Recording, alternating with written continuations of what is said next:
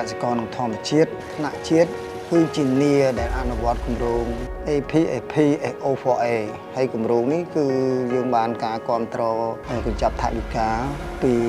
IFAD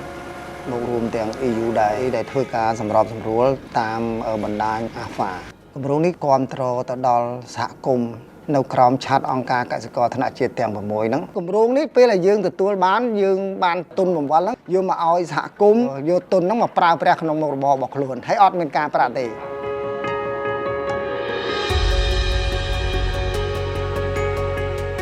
បណ្ដាញកសិករក្នុងធម្មជាតិធ្វើឲ្យសហគមន៍ហ្នឹងបានថាមានភាពចាស់ទុំក្នុងការងារដឹកនាំការងារគ្រប់គ្រងក៏ដូចជាការងារប្រកបមុខរបរអាជីវកម្មការគម្រោងអត់ទាន់មកយើងដោយសារសហគមន៍យើងខ្វះទុនដោយថាទិញ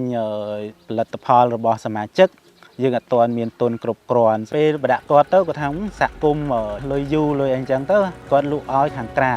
តាំងពីយើងបានទុនអាយហ្វាតមកយើងរៀបចំផែនការអាជីវកម្មដូចមានជំមុខចំនួនដូចទិញលក់ស្រូវសរីរាង្គពីមុនយើងមានសមាជិកតែ100នាក់ឯងដល់មានបានគម្រោងចូលមកយើងបានសមាជិក252នាក់ដើម្បីផលិតស្រូវសរីរាង្គផ្គត់ផ្គង់ឲ្យសាជីវកម្មសហគមន៍កសិកម្មកម្ពុជាយើងបានចុះកិច្ចសន្យាទិញលក់ស្រូវសរីរាង្គឆ្នាំទី1មាន300តោនឆ្នាំទី2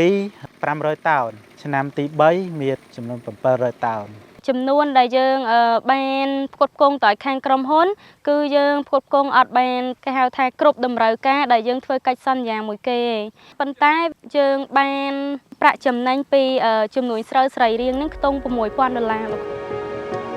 ទុនអាយហ្វាតចំនួន50000ហ្នឹងវាមិនគ្រប់គ្រាន់សម្រាប់សហគមន៍ទេព្រោះថាអាជីវកម្មយើងវា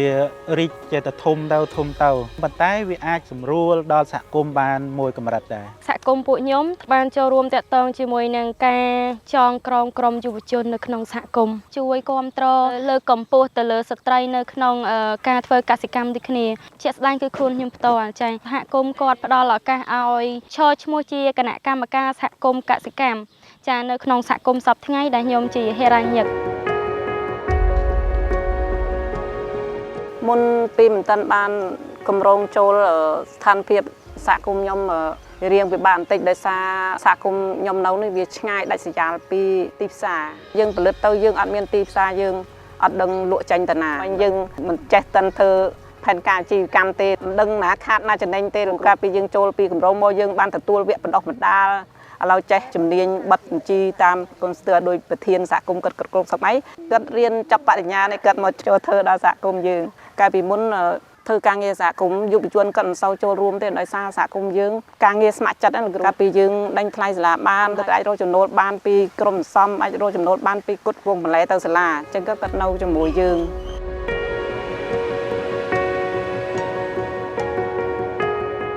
កាលពីមុនយើងដេញថ្លៃសាលាយើងមិនអាចគួតជែងឈ្នះជាមួយអាជីវករទេតែក្រោយមកគាត់ពីគាត់ស្គាល់យើងគាត់មានទំនុកចិត្តមកលើសហគមន៍យើងមិនតាក់ទងនឹងការប្រើថ្នាំពុលយើងមានក្រុមដាំក្រុមផលិតច្បាស់លាស់អញ្ចឹងណាអញ្ចឹងគាត់ឲ្យមកយើងខ្ញុំបានទទួលទុនគេហៅថាទុន7ហ្នឹងណា$4000សម្រាប់មកឲ្យសមាជិកខ្ចីដើម្បីពង្រីកមុខរបរដាំបន្លែបានអត់10នាក់ក្នុងម្នាក់ទទួលបាន$400ខ្ញុំផ្គត់ផ្គង់បន្លែទៅសាលាឆ្នាំ2023យើងដេញថ្លៃសាលាបាន11សាលាយើងផ្គត់ផ្គង់ក្នុងមួយឆ្នាំវា12តោនហើយដល់ឆ្នាំ2024យើងដេញថ្លៃបាន14សាលាយើងបានវា12តោនកន្លះហើយដល់ឆ្នាំ2025នេះយើងបាន17សាលា25តោនមុនគម្រោងទុនយើងមិនដល់100លានទេឥឡូវបច្ចុប្បន្នយើងមាន100លានជាងសមាជិកយើងមួយដែលក្រុមដាំក្នុងមួយខែក៏រកចំណូលទាក់ទងនឹងដាំបន្លែឲ្យសាលារៀនយើងម្នាក់បានមួយខែ1លានជាងដែរ